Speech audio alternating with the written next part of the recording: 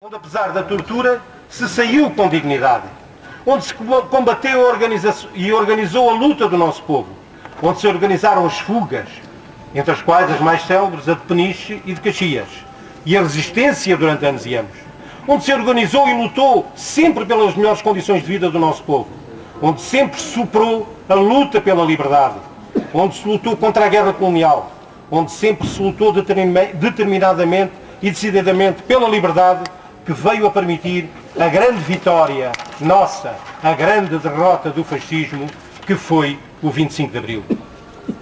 Nós estamos aqui para prestar homenagem à memória dos que deram o melhor das suas vidas e até a sua própria vida por esta luta contra o fascismo e pela liberdade. Nós estamos aqui pelo futuro, que se constrói não esquecendo o passado, antes tirando do passado as suas lições. Estamos aqui para podermos participar livremente na nossa vida coletiva e na vida do nosso país. Por essa luta, por esse passado e, sobretudo, pelo futuro, viva Portugal! Viva! Viva o 25 de Abril! Viva! E a luta continua! Estamos aqui também para recordar que ao final da tarde do próprio dia 25 de Abril, os assassinos da PIDE dispararam destas janelas, fazendo as únicas vítimas que se conheceram nesse dia. Eu estava nessa manifestação. Depois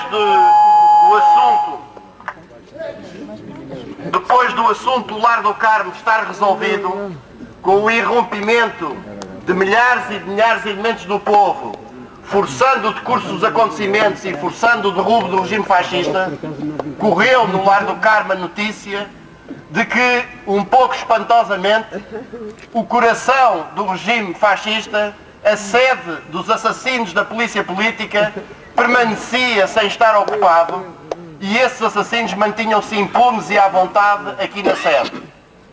Largos milhares de pessoas acorreram espontaneamente numa manifestação de mãos nuas que veio ter ao início da rua e que se aproximou aqui da porta de entrada da PIDE. E essa manifestação foi varrida a tiros de metralhadora por dois desses assassinos numa operação dirigida pelo tristemente célebre inspetor Oscar Cardoso, que nunca foi julgado por esse crime. E que, recorde-se, haveria de ser, uns anos depois do 25 de Abril, entrevistado tranquilamente na SIC e tratado respeitosamente por senhor inspetor, tendo tido a oportunidade de descrever os acontecimentos, descrever o crime que aqui foi cometido como um ato de legítima defesa perante uma multidão enfurecida que aos tiros tentava derrubar a porta de entrada, o que é completamente falso. Mas importa salientar também que esses assassinos dispararam duas intermináveis rajadas de metralhadora com balas tracejantes, de forma a saber exatamente para onde estavam a disparar, disparando a meia altura, a meio corpo, na direção da manifestação e ceifando uma série de vidas e ferindo dezenas de pessoas. E não contentes com isso, quando os bombeiros ali da Praça das Flores tentaram entrar na rua para socorrer os feridos, eles dispararam duas granadas de gás que impediram completamente que as pessoas respirassem e impediram que as pessoas que estavam feridas fossem assistidas. Desse crime são conhecidos 4 mortos, mas houve mais. Os mortos, cujos nomes estão fixados para memória futura na placa que aqui foi colocada: Fernando Gesteira de Montalegre, José James Barneto de Vendas Novas, Fernando Barreiro dos Reis, soldado de Lisboa, e José Guilherme Rego Arruda, estudante dos Açores. Mas houve mais vítimas. Nos meus braços morreu uma jovem, muito jovem, que foi ceifada pelo meio com uma dessas rajadas de metralhadora em frente ao Teatro de São Luís. E é preciso salientar também que só no dia seguinte a PIDE foi cercada pelas tropas da Marinha e os PIDES apenas foram encarcerados porque as massas do povo, aqui em peso nesta rua e nas imediações, exigiram o seu encarceramento da mesma forma que impuseram a libertação incondicional e total de todos os presos políticos. Quero também salientar que entre esses assassinos, que por isso mesmo puderam entretanto escapulir-se, por um lado, grande parte deles, ou uma parte significativa deles, pelos telhados aqui do prédio, quer queimar e destruir inúmeros elementos de prova comprovativos das suas atrocidades, nenhum desses indivíduos, a começar pelo assassino Oscar Cardoso, foi alguma vez responsabilizado, julgado e condenado por esse crime. Mas, por exemplo, o assassino do estudante de Direito José António Ribeiro Santos, um PID chamado António Joaquim Gomes da Rocha, foi daqueles que foi mais tarde preso, aqui, e foi libertado da prisão de Alcoentre, na célebre fuga, entre aspas, dos PIDs de Alcoentre, em 1975. E mais, estes assassinos, levados a tribunal em julgamentos farsa nos tribunais militares, safaram-se com penas completamente irrisórias. E mais ainda do que isso, contaram como circunstâncias atenuantes para justificar as levíssimas penas que foram aplicadas a alguns deles, os bons serviços prestados à pátria antes do 25 de Abril. Entenda-se os crimes que eles tinham cometido contra o povo português e os povos das colónias na luta pela sua independência nacional.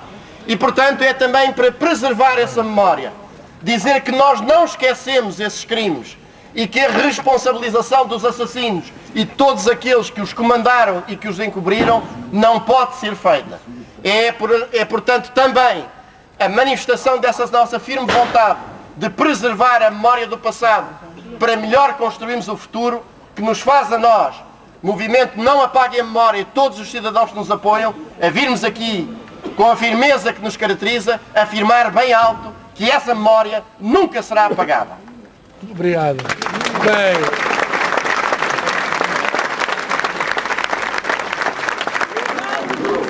Não apaguem a memória! Em nome do futuro, não apaguem a memória! Em nome do futuro, não apaguem a memória! Lembrando de novo, no dia 16 de maio, às 21 horas, no auditório da Ordem dos Arquitetos, todos a este colóquio para afirmarmos bem claramente a nossa firme vontade de que não seja esquecida a memória e este espaço possa ser, enfim, salvaguardado como um espaço de preservação da memória portuguesa. Bem, lá estaremos. E esta concentração, no ano de 2007, na celebração do 25 de Abril, fortalecidos por este ato de concentração, de solidariedade, de defesa da memória e de exigência dos compromissos assumidos pela Câmara, aqui neste local simbólico, e creio que vamos sair daqui fortalecidos na determinação e no combate comum de exigir das autoridades e do poder político deste país que o Museu da Liberdade, o Museu da Resistência, que mais de 30 anos passados sobre o 25 de Abril, depois de discutida na Assembleia da República a petição apresentada pelo movimento Não Apaguem a Memória, a memória mais honrada de 50 anos de ditadura, que foi a memória daqueles que preservaram a dignidade dos portugueses combatendo pela liberdade nesses anos de chumbo, e saímos daqui certamente também mais fortalecidos na determinação e na vontade comum de reforçar a luta para exigir da Câmara Municipal de Lisboa e do promotor imobiliário deste condomínio que cumpram com a palavra dada ao movimento Não Apaguem a Memória.